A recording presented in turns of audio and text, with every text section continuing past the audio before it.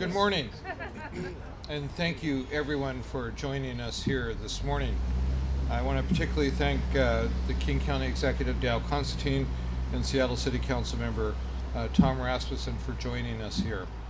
This is a fairly exciting day for the City of Seattle. It's been a great 2 weeks as we do something that hasn't been done since the 1970s, and that's to do a significant increase in bus transit service for this fast-growing city. I'm going to have a chance to introduce several people after Councilmember Rasmussen and the executive speak. A bus driver, a commuter, another commuter who's a retired citizen, and yet another commuter. And each of those commuters is going to tell you about their experience on the bus and how it's about to change. And you know, right here at the Northgate Transit Center, roughly 6,000 commuters board buses every day going from here to downtown. During the last 2 weeks, those riders and riders around the city have noticed something different. They notice that more buses are coming more frequently, that there's opportunities to get other buses if buses are crowded. Thanks to the voters of the City of Seattle, this month we have launched the largest expansion of bus service in Seattle since King County Metro was created in the 1970s. The first phase of that expansion, which began 2 weeks ago, added 9,000 more hours to bus service per month. And it will continue to get better. In September, we will launch the second phase, and we will add an additional 9,000 hours per month. By the time we are fully up and running, we will have the equivalent of 50 more buses for 12 hours per day, every day on the streets of Seattle. There will be more buses during rush hour. There will be more buses in the afternoon and on nights and on weekends. This isn't the Seattle of the 1970s. Lights are burning around the clock. Whether it's folks going to North Seattle Community College to study, research underway at South Lake Union, or people enjoying nightlife in Ballard, or the janitor going to work downtown. We're building a bus system that deals with the very changing workforce and lifestyle of this city. Seattle voters made the expansion possible last fall when they overwhelmingly passed Proposition 1 to improve bus transit service. It enabled the city to buy more bus service from King County Metro and to offer better service to the people in this city.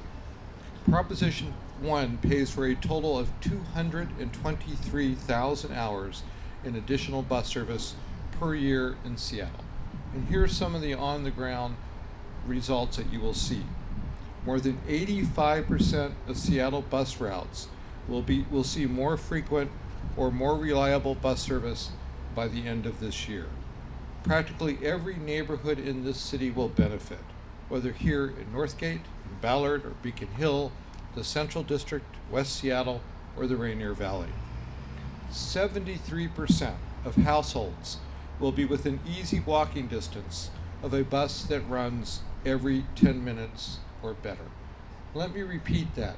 73% of households will be within easy walking distance of bus service that runs every 10 minutes or better. When we talk about growth and we talk about making this city work, that's the level of service you need to make it work. It's already paying off. On the Route 40, for example, commuters have a trip every 10 minutes in both directions during rush hour. That's down from 15 minutes before. That affects 10,000 riders per day on buses serving Northgate at this very transit station. They will connect to Ballard, to Fremont, to South Lake Union, and downtown. On the Route 41, which connects Lake City to downtown, seven weekday trips have been added. Hold on for 1 second. Have been added in the evening for both northbound and southbound commuters, so that weekday frequencies will improve to every 15 minutes. Now weekend service will also be available on that route as well. On Rapid Ride C, for commuters coming from Southwest or West Seattle, the Rapid Ride C line to downtown will now run every 12 minutes or even faster, 6 days a week. That's 5 trips per hour versus the 4 trips now. Public transit is a valuable tool in addressing my commitment to making Seattle a more affordable city. Transportation is the second biggest expense for Seattle residents, costing 17% of the average household income in this city. Public transit will make the city more affordable, and it'll be a lifeline to those who are struggling to get to a job or to pick up their child from childcare. Later this summer, we will make it even easier for low-income riders to sign up for King County's Orca Lift. Those who qualify will receive a reduced fare of 50%. We're going to work with community organizations to be sure that people know how to sign up for this. And soon, when folks sign up for our utility discount program, they will also be able to sign up for this rebate when it comes to the car tab. So I want to thank the voters of the City of Seattle for making our city more livable. I want to thank King County Metro and the County Executive and the Seattle Department of Transportation for making these service improvements a reality and putting them into action. Now it's my honor to introduce the chair of, or the leader of King County, the County Executive, and also the chair of the Sound Transit Board, our leader on transit issues in Seattle and King County, Dow Constantine. Thank you, Mr. Mayor. You want this? Yeah, we'll just Throw them down somewhere here. Well, thank you, Mayor Murray. I really appreciate your kind words. You mentioned with a straight face and nobody laughed, people enjoying nightlife in Ballard. That shows how much Seattle has changed over such a brief period. Our transit future here in Seattle and across the country is growing brighter. And it's because we've been working as partners. In King County, we're committed to making things ever easier for our transit riders. We've heard about how 45% of downtown Seattle commuters are taking buses or trains, and only 31% drive in their single occupancy vehicles. By strengthening our existing network, we'll give people more options and allow more of them to leave their cars at home. We were faced with recently with cutting transit across the county, even while so many were asking for more transit in more places. It just made sense for us to create this community mobility contract program. Our contract with the City of Seattle is in its first phase of implementation, with 53 routes receiving 110,000 hours of annual improvements starting this month, and there will be 223,000 new hours of service on the street later this year, and another 50,000 hours invested early next year, so we can extend the Rapid Ride Line C from West Seattle to South Lake Union and the Line D from Ballard to Pioneer Square. The voters endorsed our shared goals when they approved Seattle Proposition 1, funding these services. Well, together, Metro and the City of Seattle are working to reduce crowding, improve reliability, and provide service during the midday, nights, and weekends.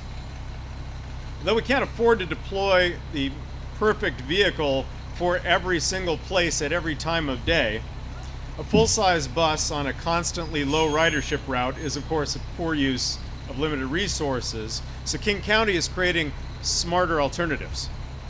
We have innovative partnerships with the City of Burien, with the City of Mercer Island, with Snoqualmie Valley, places where community shuttles make sense in terms of both money and service. Behind us, across the way here, you'll see a purple-topped coach. I want to let you know that that is one of our new electric trolleys, which will be going into service in Seattle in July. These trolleys, and we didn't know a few years ago if we were going to be able to replace the much-loved electric trolleys. These trolleys are innovative because now we'll be able to run offline in places so that if there's a blockage, if there's a detour, we don't have to be stopped. We can go around on the battery we've charged up.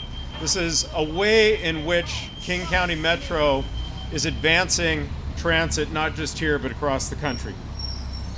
Even before these improvements, King County Metro had record ridership in 2014, well over 120 million rides.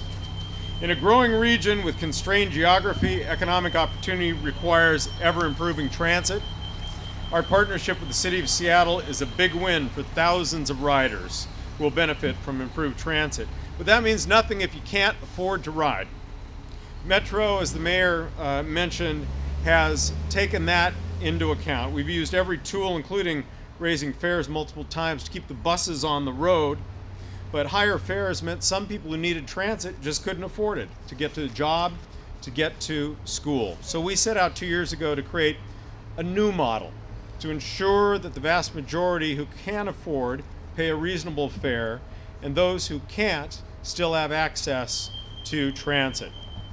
Only one major transit agency in the country, San Francisco, a system smaller than ours, in a city with even more dramatic economic disparities, has created a reduced fare program for people struggling to make ends meet. Well, having seen what can be done through partnerships, we reached across department lines and brought together King County Metro and Public Health to create the Orca Lift program. By working with the health department, Metro was able to overcome a major barrier, relying on the network of 40 partners we used to sign people up for affordable health care in order to qualify them for their low-income Orca Lift card. That meant instead of creating new bureaucracy, we're focusing on getting the product to the people. Now, across I-5 on Meridian, there's the Northgate Public Health Center. That's an example of the kind of place where you can go now to find out if you qualify for Orca Lift. And by the way, the Route 40 stops right there. For $1.50, a rider on Orca Lift can get anywhere, anytime in this county on Metro Transit or also on Sound Transit's Link Light Rail. Since its debut on March 1st, Orca Lift has received national and international recognition. Last Sunday, it was the very first feature on the What's Next segment on NBC's Meet the Press. More than 10,000 folks have already signed up and used the Orca card. That's accounting for 60,000 weekly boardings out of our roughly 400,000 rides. And now, as the mayor mentioned, using Proposition $1, the City of Seattle is going to add more muscle to our outreach efforts to help us promote the program to riders. So thank you, Mayor Murray. Thank you, Councilmember Rasmussen. Thank you to the voters of Seattle for ensuring that transit remains accessible to all. Thank you.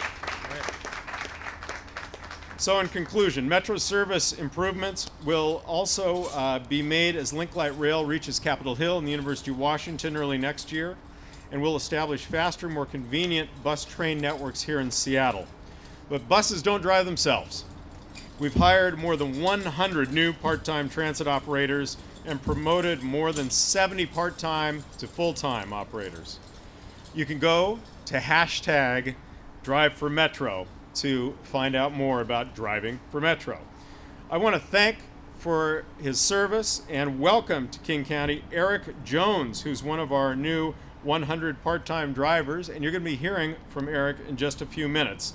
So thank you, Eric. Thanks to all of you for joining us today to celebrate these new services.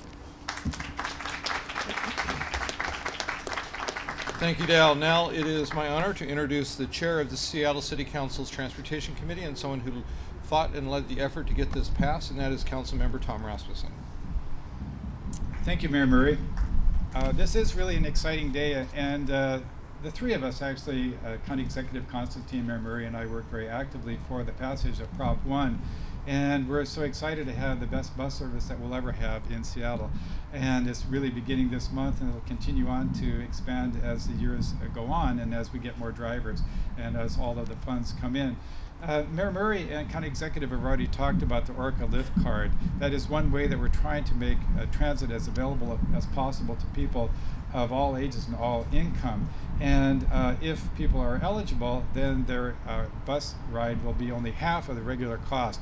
The Orca Lift card will look just like a regular Orca card. It won't be any different. So people should be proud and eager to sign up for the Oracle Lift Card. We're not only working with the county, but we're also working with our human service departments. The nonprofit, our human service department is working with our nonprofit agencies that provide services to people throughout Seattle to make them aware of the Oracle Lift program. So we want to reach far and wide within the city to make sure people are aware of the Oracle Lift Card. We estimate that about 120,000 people in Seattle are eligible for the Oracle Lift Card. That's a lot of people who could really benefit from this. So please pass the word that there is a discount program for Metro rides if they sign up for their Oracle Lift Card.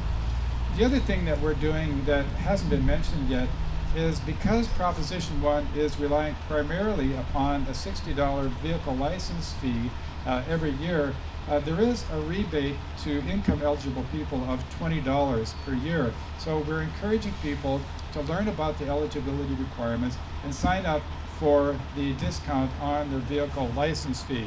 And if your household is at 45% of Seattle's area median income, then you would be eligible for that $20 discount on the $60 vehicle license fee. And you can go to the City Department of Transportation's website and learn more about the discount for the vehicle license fee.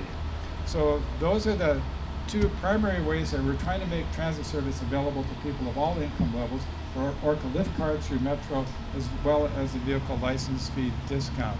And I'm very pleased that we're making transit service more frequent, but also more accessible to everyone regardless of income.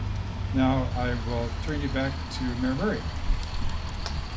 Thank you, Councilmember. So now we are going to hear from Eric Jones, who is a new Metro bus driver, and he's going to tell us what it's like on the ground. Here you go. Thanks. Appreciate it. Hi, thank you. Yeah, so like the mayor just said, I'm a new driver. I started driving back in February, and it's been a very great experience for myself. I work part-time. I drive in the afternoon. I drive the 28 Express from downtown out to Broadview, and it is a great job because it allows me to pursue my other interests, which is audio production, where I'm taking classes at Seattle Central Community College. It also allows me to participate in a really interesting and meaningful way for myself in the city life, and that's providing public transit to people that need to get to their jobs or get home.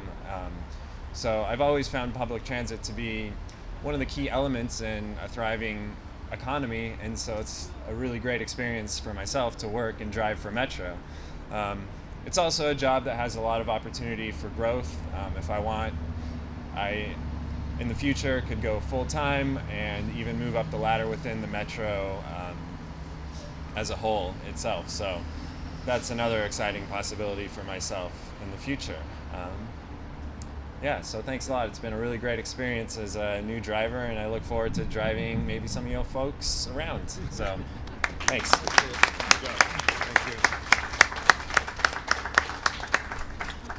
And now we are going to hear from Daryl Johnson, who has quite the interesting story about just how long his commute is and how dependent he is on Metro.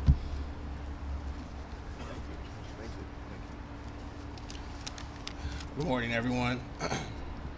Mayor Murray, I appreciate the visitation, the opportunity to be able to speak today. My name is Daryl Johnson. I am a daily rider on Metro Route 41. I also do ride the Sounder from Puyallup as well to catch the 41. So it does take me a little bit of ways to get to North Seattle.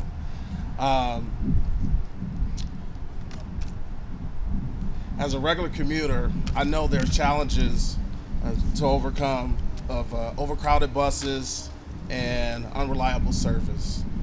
With the added transit that starts June 1st, I have already seen the benefit of more service on Route 41. This means faster and more reliable trips during normal commute hours, off-peak hours, and on weekends.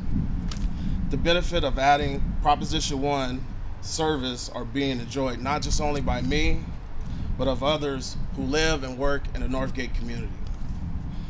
As someone who focuses on transportation issues for North Seattle College, I firsthand know the importance of good transportation service.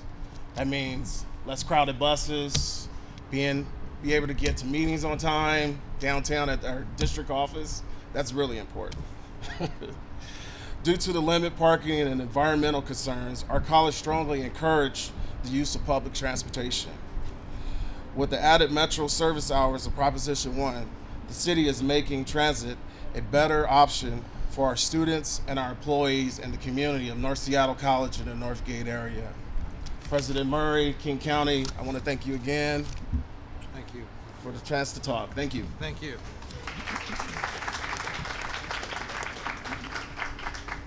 So now we're going to hear from somebody who's retired but is extremely busy with his volunteer work, and that is Steve Guile. I'm a longtime resident of Seattle. I left for a couple of years. When I came back, I thought, do I really need a car? I think I'll try the buses. And that's what I do every day now. I depend on the bus. I'm really totally dependent upon the bus.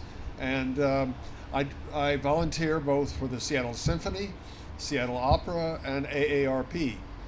And so getting there on time in a reliable is really important to me. And that's what happens. I live here in Northgate. I walk out of my door and I can catch, in this case, the 41 is my most frequent bus, but I go up to Costco by bus. I go all sorts of places. And being there on time tomorrow, for instance, I have 2 meetings and I usher tomorrow evening at the opera, at the symphony. And I got to be there on time. And the new service really allows me to do that. Allows me to do the kinds of things I want to do in my retirement, affordably, because I have an ORCA card. And so I'm very pleased with the changes that are taking place and will continue to take place. And I just encourage there be more of that, because it really makes my life possible in my semi-retirement, I guess. So thanks very much. Thank you. Thank you, Steve.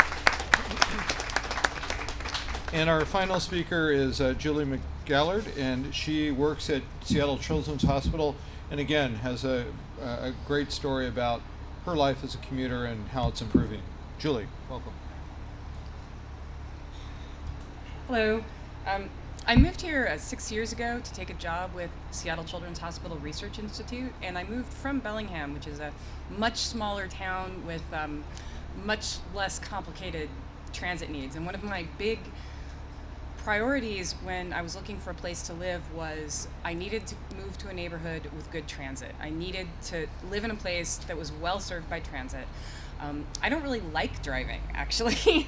And between my husband and me, we have one car, so we really couldn't live a life where, you know, one of us took the car one place, one of us took the car the other place. So we moved where we were served by the 41, and the 41 is a great route. It's really fast. I mean, when everything's working great, you couldn't possibly drive downtown any faster.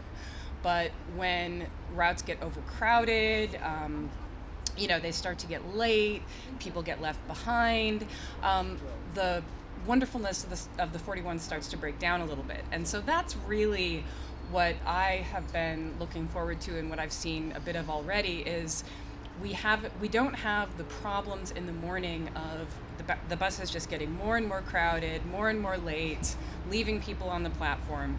And having been left on the platform, I can tell you there is no bigger letdown for a modern commuter than watching your bus drive by too full to take you on. It kind of ruins your day, really.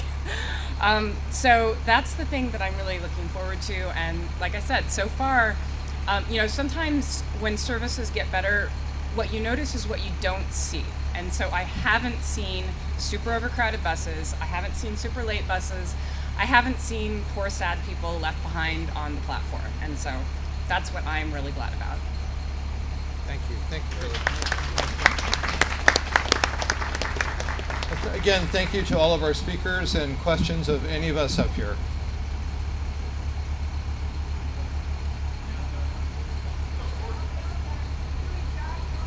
Thank you. I like your question. Good to see you all. No, go ahead. Orca Lift in particular, are you doing anything new in June to increase sign-ups for Orca Lift? Sure. There are two things the city is doing, and I think there may be more. And I may turn to Scott here to help me. One is we are working with community-based organizations to actually help us identify people. Two, as you know, last year we streamlined our when people sign up for lower electrical or water bills and the like in the city, they'll now be able to sign up for this all at the same time. I don't know if others want to go ahead. Well, one of the ways we describe it is we're going to have what we call transportation ambassadors at the human service organizations. The city now contracts with a variety of human service organizations that provide services to seniors, children, and others. And those organizations are going to be expected to designate someone within their organization who will inform their participants about the Orca Lift program. And we're calling them transportation ambassadors. I thought public health was already doing that. Is the city paying for new employees to go out there? No, these would be employees of the human service organizations that we already contract with. And yes, the health department is another source of information for the public, but the human service organizations work with people who may never go to the health department or work with the public health department. And folks who aren't tied in with other government services but are low income, what's the easiest way for them to get into Orca Lift? What was the question? I didn't hear it. The question was, if you do not participate in a human services program, how will people be able to sign up or learn more about this? Sure.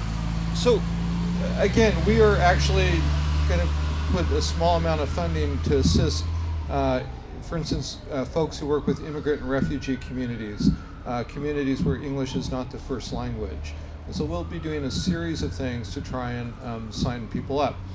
You know, we instituted this last year with our rate reduction program for utilities, and have seen a significant increase. We were actually breaking our own goals. So we think we have the methodology in place to increase the outreach to get the folks who absolutely cannot afford to ride the bus the ability to ride the bus. And we can give you, actually, there's a whole page of information on this that we can get to you. Okay. Anybody else? On another transportation question, I know your levy moves together does not include replacement of the Magnolia or Ballard bridges, presumably because of the cost. I'm curious if you could explain the reason for that and if you see any other funding opportunities for that. So, you know, first of all, there's been much discussion about the size of this levy. And one of the interesting things that we have heard again and again from people is not that it's too large, but it's not large enough. So we are trying to deal with a whole series of issues we need to deal with related to transportation. But we also know that the replacement of the Ballard and other bridges is in our future, and we're going to need additional revenue to do that. That's why it's not part of this. It's going to be a fairly large ask of the people of the city to replace those bridges. They absolutely need to be rebuilt. With Ballard in particular, we're very interested in waiting to see what happens with Sound Transit 3. If it gets through the legislature, we're able to get it to the ballot, because there may be an opportunity there to sort of pair projects and maybe reduce some of the costs. We're also going to have to pursue both state and federal money to pay for those bridges, because their price tags are really large.